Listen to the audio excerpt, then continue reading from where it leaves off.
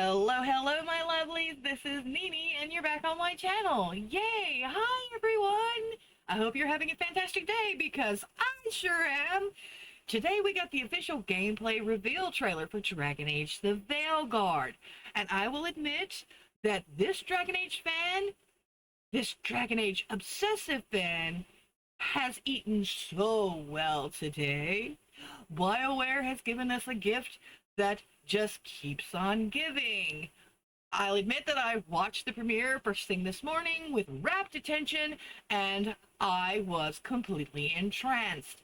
Now, what I thought we would do, just for some little fun and for me to basically have a field day, we're gonna watch the gameplay reveal again for you guys. You're gonna catch my raw, unedited, unscripted commentary about what I like, what I see, what I find interesting, and the confusion that I had at the end, and speculative tinfoil theories for what happens next. I just wanted to say that this day has been glorious. Between the official gameplay reveal trailer, we have gotten loads of articles and interviews and snippets of pieces of information for this game that are literally bullet points on my wish list that have been checked off one by one. Things like dynamic hair. No more is these 30,000 varieties of bald.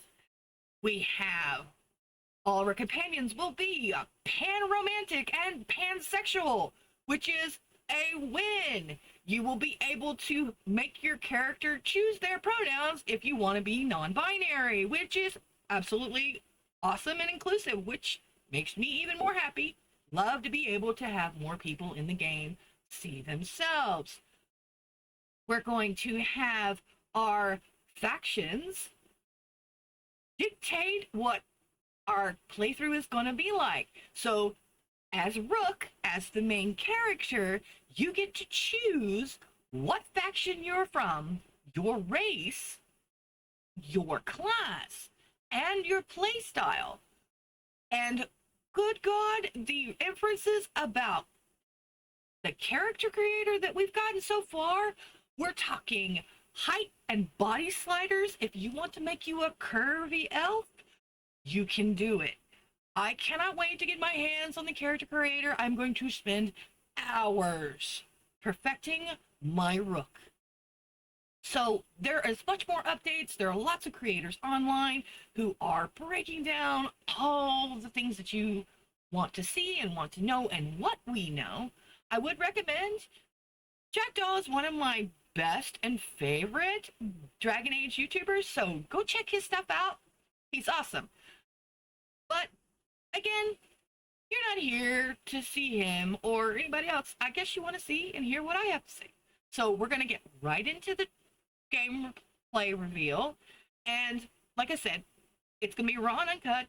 I'm not going to mess with this. It's going to be uploaded just like I film it, all in one shot, in one take. So forgive me for not making sense sometimes. And we'll just get into it right now.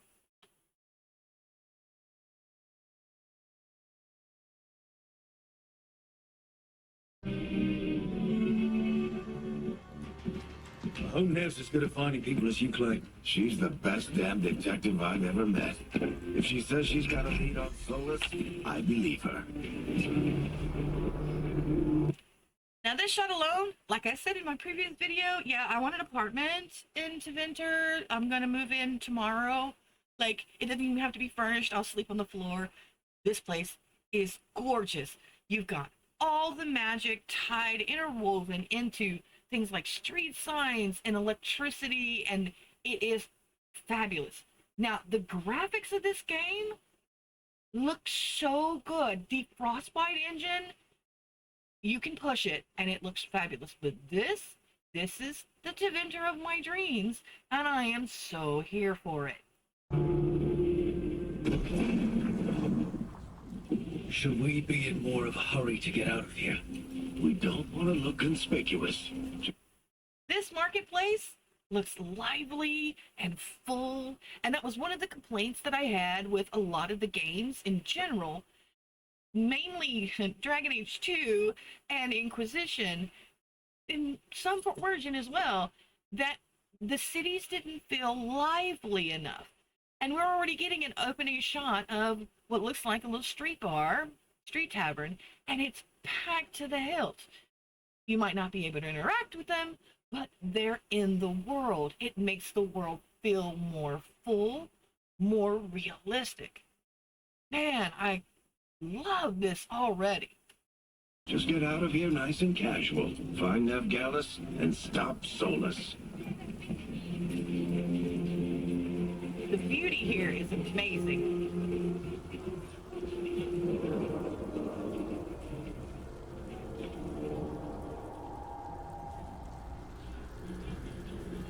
I like the environments. I like the You weather. still think you can talk him down before he starts his big ritual? That ritual is going to tear down the veil. The only thing separating us from the Fade and an endless number of demons. I have to talk him down. I love the fact that Varric is taking the option to talk him down, which tells me or makes me think that the world state that was loaded into this playthrough is the one where your Inquisitor wants to redeem Solus, wants to stop him, wants to save him, and Varric really wants to talk him down rather than killing him. And if this is true to form and actually follows your world state, then that's fabulous. However, I'm curious if the dialogue changes and the choices change if at the end of Trespasser you decided that you were going to bash the egg and make him rue the day he betrayed us. So that's food for thought.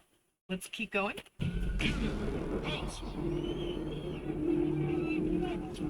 Wait! Well, I didn't do anything! Get down.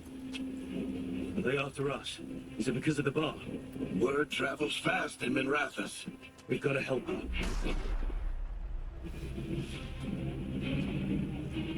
We don't have time to get arrested, especially...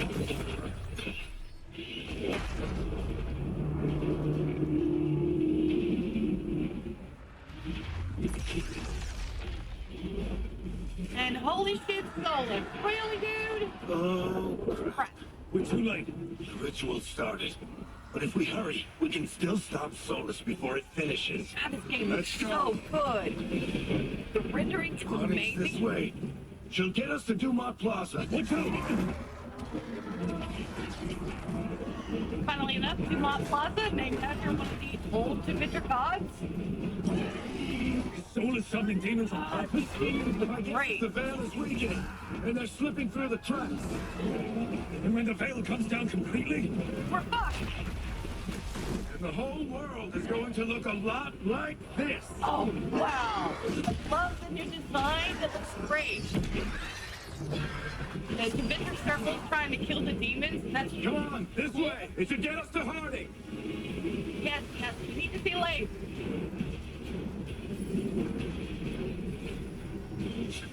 I thought that was neat that we get interactions with the environment. We get to climb over stuff. We did get ladders and jumping in Inquisition. But the more interactive we are with the environment, the more I think it makes it feel really inclusive and drawn into the world. You really feel like you're your character because you have to climb over fences. I love this. Love, love, love this. And there's our Get lovely inside and bar redhead. the door as quick as you can, okay? Thank you, miss. Harding, you all right?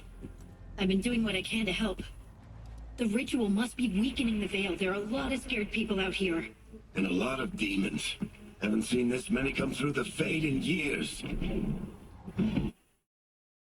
See, what I like about this shot is you're seeing the circle of magi for Teventer literally sending out magical bolts to attack the tears in the veil, which theoretically, based on magic, makes no sense in this world.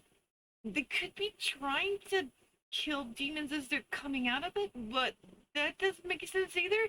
But aesthetically, this is a gorgeous shot, and I do love the magic here, with all the signs and the architecture in Tevinter is. It just speaks to my little 90s gothic heart that I just am in love. I'm probably going to spend hours walking around Minrathous in just complete awe when I play this game. What about you two? Are you okay?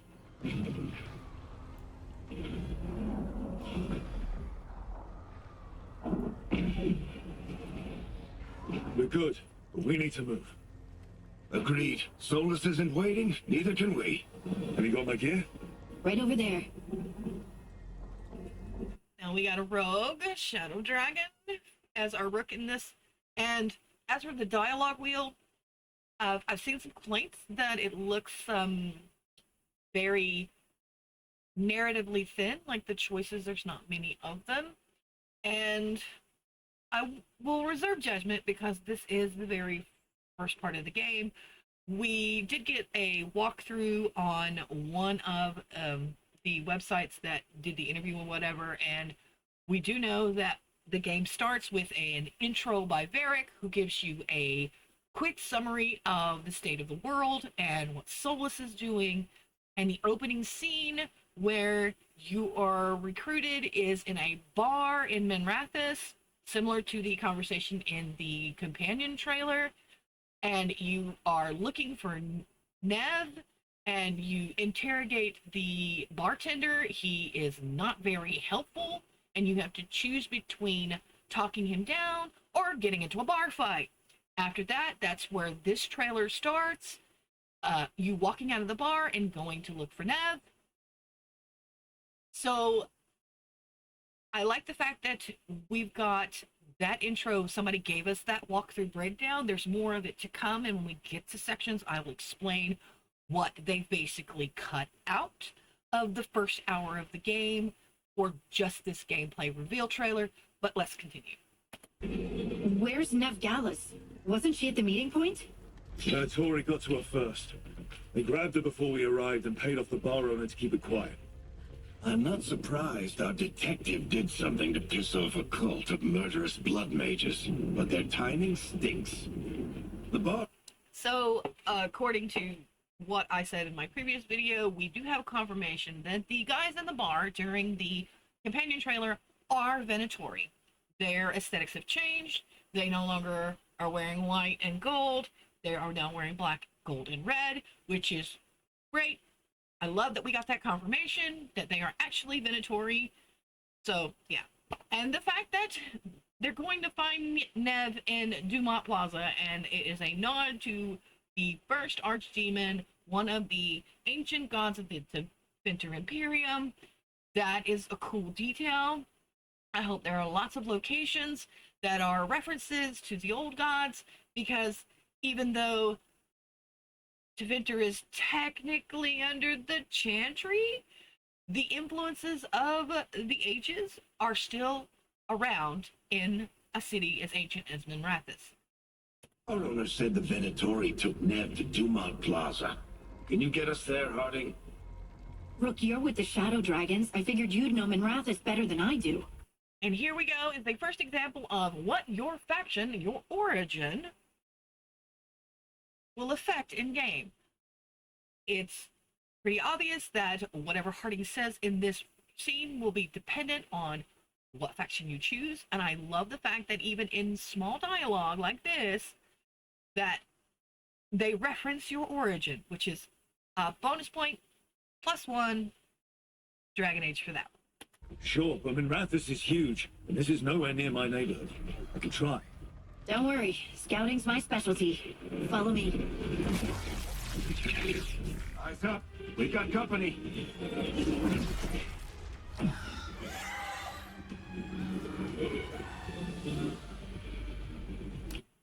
So, this is where I start getting a little nerdy.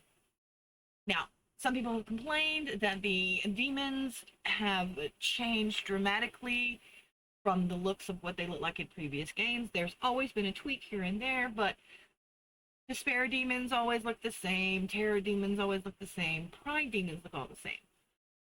So a lot of people are bent out of shape that the new demons look loads, quote unquote, different from the previous iterations. However, I don't dislike this change because we are talking about being in Tevinter, a place where magic is everywhere. And spirits, when pulled through the veil, reflect the world around them.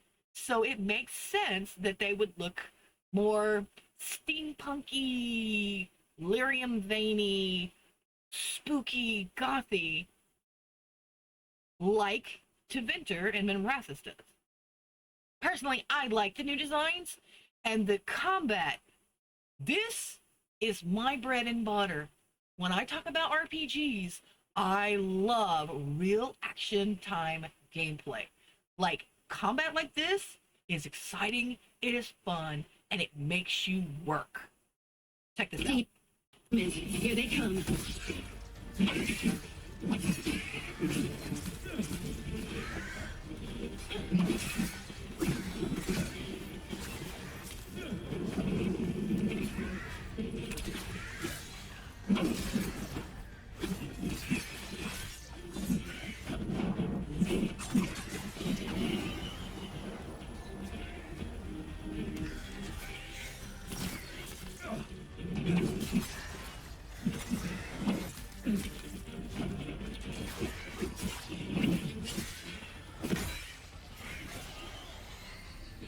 I think that's the last of them.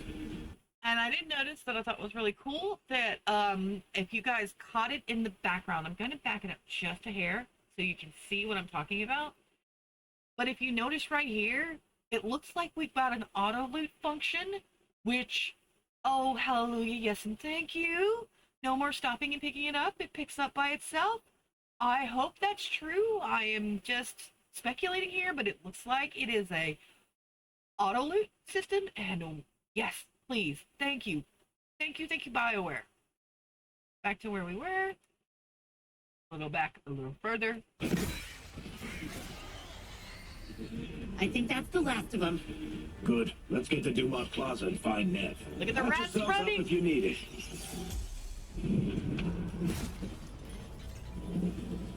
So if you notice here, the green urns in the city are your health potion loot boxes. You break them, it picks it up automatically, which is great. You can only carry 3 health potions at a time.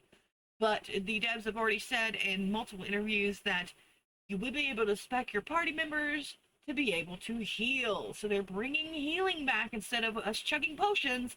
We actually can make a dedicated healer. Great. Love it.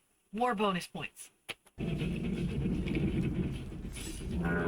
are in violation of Imperial order. I don't get it. If Solus tears down the veil, doesn't that destroy everything? Solus always talked about how beautiful the ancient world was. That world existed before the veil, and he wants to bring it back. More architecture, another hair in the And if rift. his ritual kills us all Terror in the demons. process. Venatori look awesome. Venatory cultists! I hate these assholes. Seconded. Oh, please. This is beautiful. I wanted to knock him off so bad, and we got it. Voila. Looks like the Venatori put up a barrier to block the way. More intruders! Avenge our fallen brethren! Dodging. That actually works. This combat is so fluid and gorgeous. I love the mixture of movement with blips and twists for the road. It's gonna make roads so much fun. All citizens must remain indoors until the magical anomaly is fully contained. Come on. Guess we're sliding down. Whee! Gotta love that. They're allies of Ned Gallus! Kill them all! Okay, here is the new HUD for abilities and for your companions. So this is really cool, and you will be able to map abilities on a map wheel for like we had in the rest of the games for a quick hit, for a quick navigate to I'm going to Veil Strike, hit the button, done. And from everything I've read, you'll be able to issue orders to your companions. You may or may not be able to control your companions. We haven't got a confirmation about that yet. But right now, the consensus is that they will follow your orders, but you can't switch between party members and, control them during a battlefield fight. You will literally only be able to control Rook. 4 is what we know so far. So this is cool. We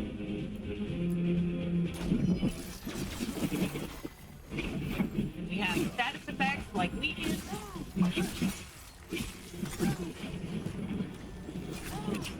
And it's also very cool that they have said that no matter if you are a melee class or not, you will still have range attacks. So rogues will have the ability to use bows. The shots are on a cooldown. If you notice down here, you see the bar filling up to be able to shoot again. And it looks like we have an arrow count. Do we have an ammunition count? That's interesting. It's also been said in another post that warriors, for instance, will be able to throw their shields, which improvised weapons for all you D&D fans out there. That's really cool.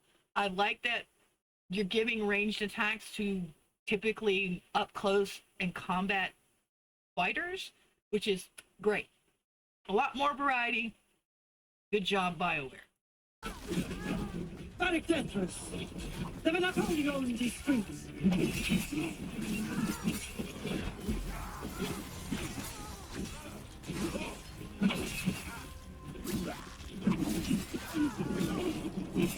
Now, I will show one complaint that I have with this fight scene in particular. It is a trope in action movies where a hero is surrounded by a dozen mobs and they only attack one at a time, and this fight gives off those vibes so bad. I want them to dogpile me. I don't want them just waiting for their turn, and it really looks like they are waiting for their turn.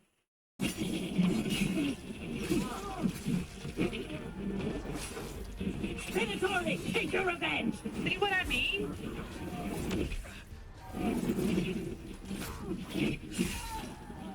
And it really feels like they are attacking, or they're concentrating fire on the main character and not your companions, which is really a choice. One of the perils of the game, especially if you manage to get to a fight that you were under level for in the Inquisition, was trying to keep your party alive. Even more so in Origins. But the way this is coming off, here's a con, at least to me so far, is that it looks like all the mobs are focusing their fire on you while your companions are just picking people off. I hope that's not true. It might be just from what I'm seeing and what I'm picking up, and I'm not catching everything, but it seems like if that's true, that's even weirder choice. And kind of lowers the difficulty level? I don't know.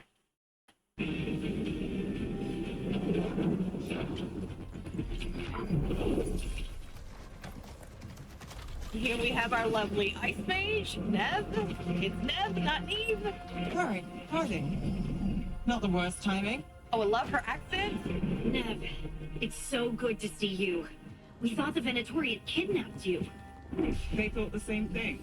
And her A lot fit of is Venatori in the amazing. city have reason to hate me. Figured I'd play along. I doubt he wanted to settle the score this time. Then the sky started raining demons. So I'm back on the job. Appreciate it.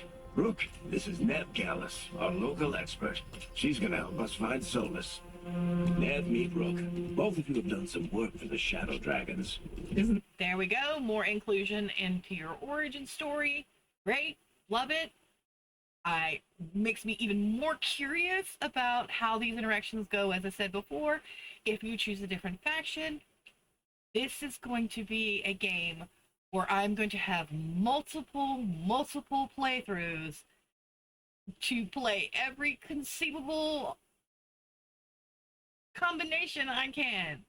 Isn't that a coincidence? Some old friend said if I was working in Tevinter, the shadow dragons are worth trusting. We got more Kunari iconography. We haven't got a lot of time. Eric said you had a lead on Solus. You get right to the point.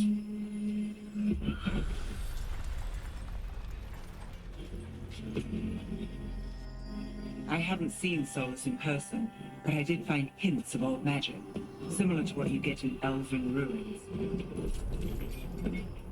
I traced it to a building beneath Our Lady of Victory. That's where your man is hiding. Then let's go. Before this ritual he's doing gets any worse. Worse, this ritual's already drawing more power than I'd expect from a dozen mages. You told me he was working alone. I also told you he was an ancient elven god. An elven god. Well, whatever he is, he's causing trouble in my city. Let's go. Citizens in the Canal District must remain in their homes. Now, through the walkthrough that we got online, what happens after this is that they go to through a ruined castle and into the elven ruins. They fight a lot of more mobs, and then they come through an alluvion to the next scene, which is the heart of my heart, the light of my life. Well, Arlathan not Forest. anymore. I know these trees. This is Arlathan Forest. And there's your ritual. The power involved. I've never seen anything like it. Now this shot made me cry. Not gonna lie, tears were streaming down my face because, oh my god. And it looks like my theory for the companion trailer is true, because I speculated that the shot at the end with the dragon was the Black City, and that the Black City could be Arlathan. Now, I'm not sure if it's going to be the actual physical Arlathan and this is just a mirror of it or what, but the architecture is very similar here as in that shot in the companion trailer. But this is beautiful. You have the pantheonic statues of the elven gods. Count on 1, 2, 3, 4, 5, 6, 7. That's the 7 elven gods aside from Solus, which is neat. We've got Elganon, Gillanon, June.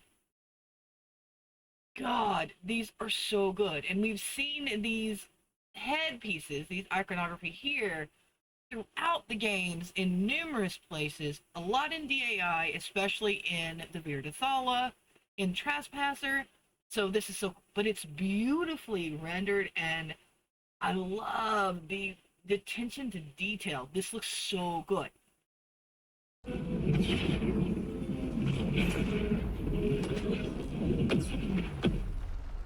The tremors are getting worse. And we've got demons.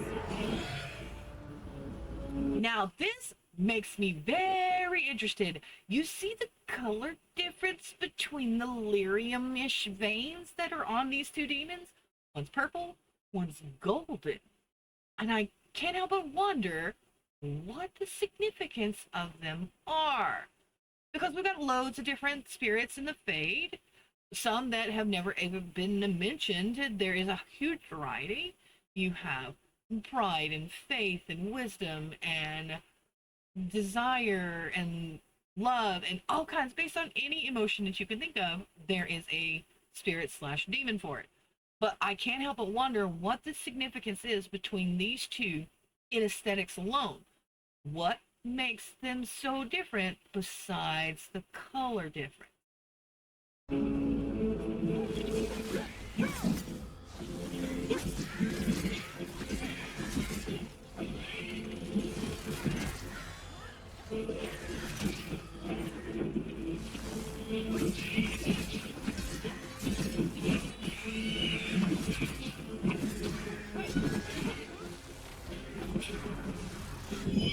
And this scene is a good example of the stacking health bar slash shield that these monsters have, which I'm sort of a fan of, but not really. I mean, God, coming up across a boss that has 6 shield bars before you actually start hurting him is redundant and can be frustrating, especially with a bad, long, hard boss fight.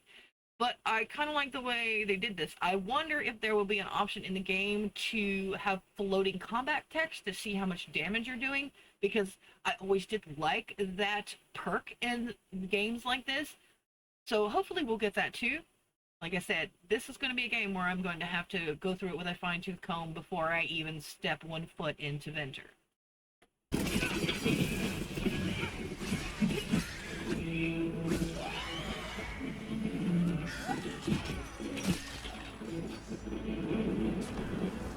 environments in this game, good Lord, Bioware, you have outdone yourself. Bad back in Minrathus. The Fade's a mess this close to the ritual. No telling what could come through. Does it feel like those tremors are getting worse? Keep moving and try not to think about it.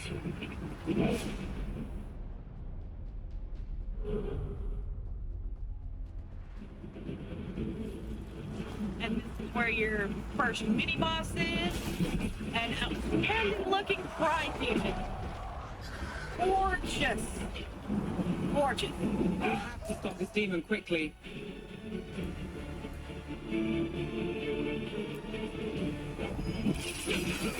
Definitely very high fantasy, and I am so here for it.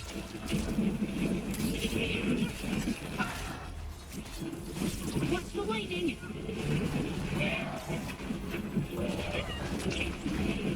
We got dynamic combat where we have to avoid strike points on the ground with AoE damage. Great, great, great. I love it. This fight is gorgeous, and the way the camera pans as you're working makes the fight feel even more fluid. This is everything I wanted it to be and more, and we haven't even got to our favorite little egg.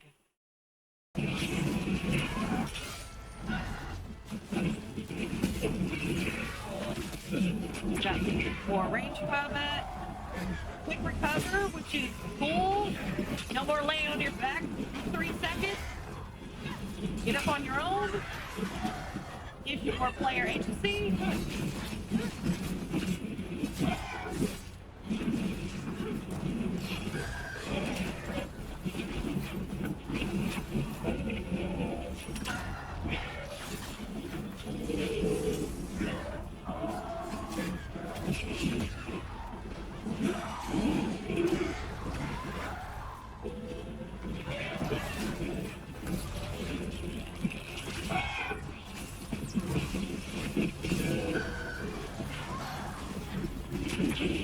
How did a demon this large get through the veil? It's a pride demon. Damn thing probably sensed Solus's ego. I'm gonna tell you, when Barrett cracked that joke, I laughed out loud so hard, I hurt myself. Because that is so on brand for Barrett and so on brand for Solus.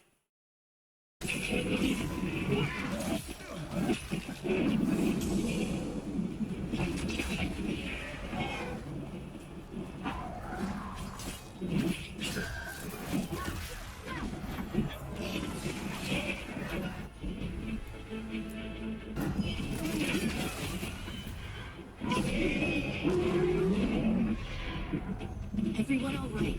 Good enough. Let's get to Solus.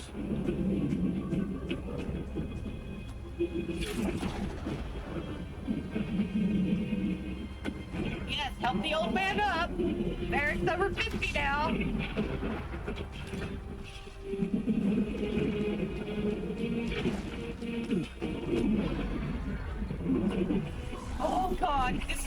screenshot I want on my computer screen.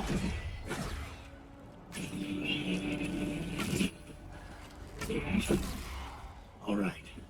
I'll take it from here. Are you sure? Positive. You three just keep the demons off me while I talk to him.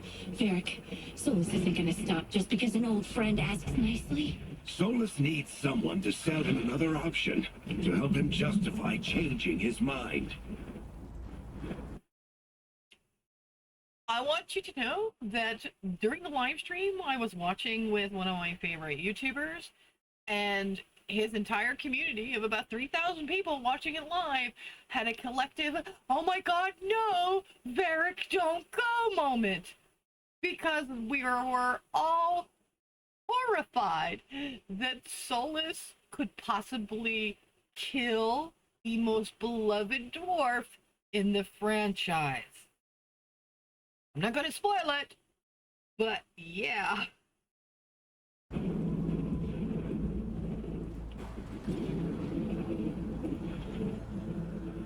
Come on, Varric. We didn't come all this way just to talk to him. He was my friend, Rook. I gotta try to reach him. But if he won't listen to me, then he'll hear from Bianca. Lovely, lovely, lovely, beautiful. More demons.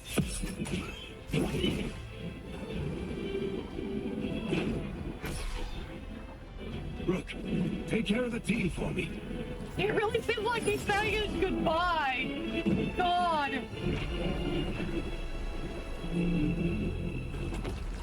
Hey, Chuckles. Hope I'm not interrupting.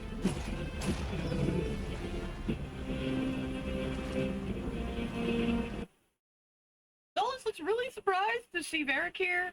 I like his character model. I'm not 100% sold on it. I do love Solus's armor. Yes, very beautiful, very elfy, very commanding.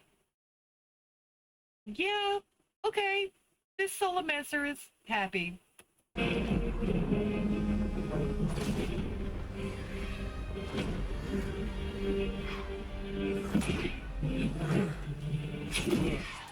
Let's buy him some time.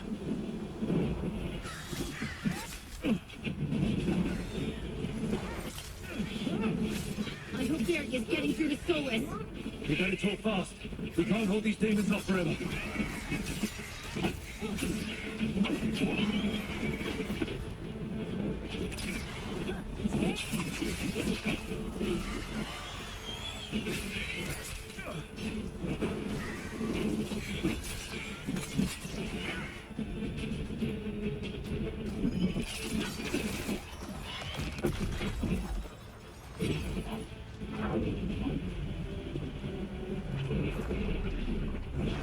The veil is a wound inflicted upon this world. It must be healed.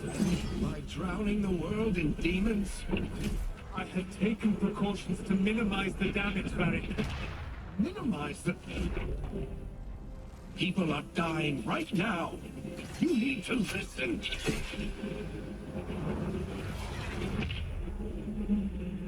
Please. And this was the moment we all held our breath. Poor Bianca! No! People are always dying. It is what they do. If you check it out, Solus's eyes are purple? When did that We need a better happen? plan. Do you want me to take the shot? Won't work. He's too powerful. What if we disrupt the ritual? How? See those statues? If we break the scaffolding holding that one up, the whole thing will come down on Solus. It's risky. Interrupting a ritual of this scale will have consequences. And what about the demons? Varric needs us to hold them off. Right, you two stay here. I'll bring down the statue. What? No. Stepping into all that raw magic is suicide. The storm could tear you apart. Anyone got a better idea? Fine. We don't need backup. I'm with you. I'm a mage. I'll go. Either way, someone needs to stay back and deal with the demons. And we're gonna pick Harding because we love Harding. Great, great. I Let's love go, Hardy. Nev, keep the demons off us. I do love how Nev doesn't get upset that we choose Harding over her. So that's good. I'm going to have the most fun when it comes to dialogue options to keep my romanceable companion, the one I am fixated on, happy without upsetting everybody else. That was a dynamic in Inquisition that I had to navigate, and it took me a while to figure out what to say, when to say it, and how to say it, so I didn't piss everybody off. So I love the fact that we have that conundrum again. And here, again, Neve's fit is so on point. I love it. Down to her, even her matching teal fingernail paint, matching her pants and her cravat. Love it. You got it.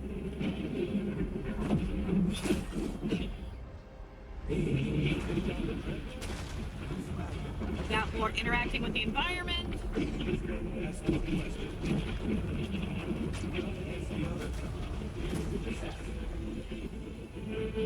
My only real complaint about this whole scene is that Varric is talking in the background, but you can't really hear much of what he says to Solus because of the environmental sound.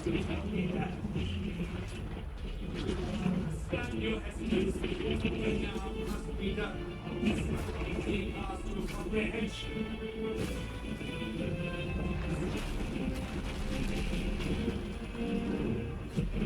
That is a statue of Down the Veilguard. veil, knowing all the lives it'll cost.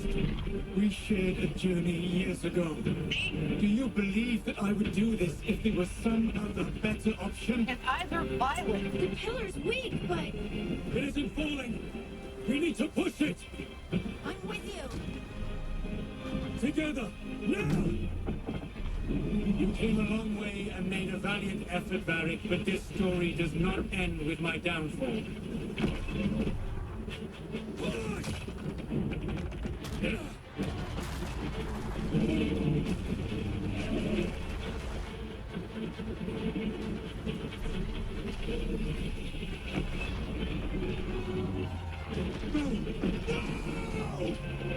Elgernot statue gets knocked down. That was Elgernot, folks.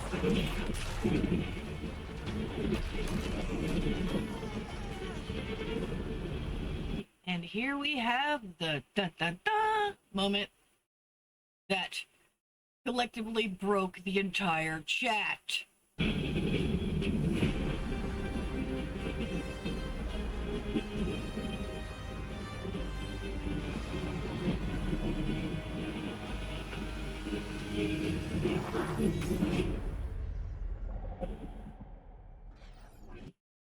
So, for those who are confused or not confused, these are the elfin gods that Solus had plans for.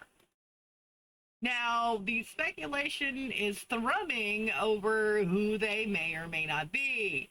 And in all honesty, the fact that Solus looks completely horrified right here is just icing on the cake. Now, there are still people have slowed this down and caught when the light flashes right here, and it's hard to catch, but you actually see the face of both of these individuals in a split-second flash of light. The speculative consensus is that these are the two elven gods that are still technically alive. The one on the left is very female, very twisted, and the consensus is that this is Gillenon. Now, the gentleman on the right is less harder to discern. In all honesty, I think it is Elgernot, but we never know. We won't know until we play the beginning of the game. Now, my overall thoughts about this gameplay trailer is, wow, just wow, way too much. I'm overstimulated, and I could probably talk about it for a decade. However, I am so happy that all the dissenters out on the interwebs who were crapping on this game can now fully eat a buffet-style dinner of crow. Because it is absolutely, quote-unquote, Dragon Age. And I am so here for it. But that pretty much just wraps up my opinion of the whole thing. I thoroughly enjoyed this. It was everything I wanted and more, and we've got loads more to come. We're going to get lots more blog posts, lots more interviews, people giving their first thoughts of the demo that they got to watch firsthand at Summer Games Fest. So I would definitely keep checking out on Google and looking around to see what more information there is out there.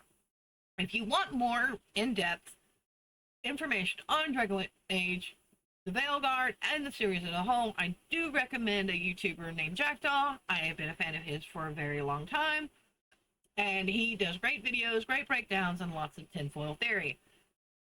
Now, the biggest question at the end of the demo was, why were the two gods suddenly right there when the veil tore? And we have a sneaky suspicion that the destruction of the two statues are what released the two gods, that they were somehow intrinsically tied to those two statues, and when they were destroyed, they were basically set free. Meaning that we, Rook, the Veilguard, causes everything that happens from then on out. We are the screw-up, we messed up, and now we've got to fix it all. Which is kind of on brand for our main protagonists. What I am speculating and what I'm curious about is, since this happens, does that mean that we will have to team up with Solus to beat and defeat these two gods?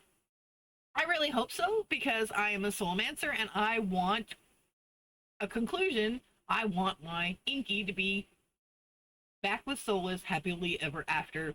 Redeem him properly. I know I am a romantic at heart. I can't help it.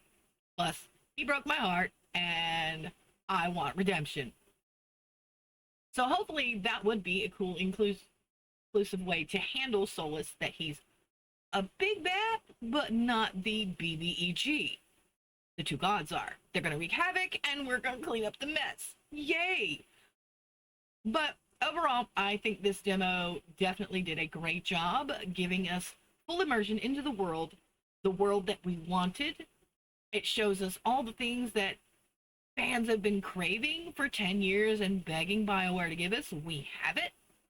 So all in all, this is outstanding, and I am seriously excited for the fall. I am going to gobble up everything that we get from Bioware and Dragon Age. Love it. But again, these are just my mini thoughts and my 2 cents over and over. Let me know what you think in the comments. If you like these raw, unscripted, just me talking to my computer kind of videos, you can subscribe, like it if you can, and hopefully I'll be out with the new videos pretty soon. Anyway, thanks for everyone being here, for giving me just a little bit of your time. Almost pushing an hour, which is odd for me. And I'll just sign off by saying that your support is greatly appreciated, and I hope you're as excited for Dragon Age the Veilguard as I am. And as always, may the Dreadwolf take you.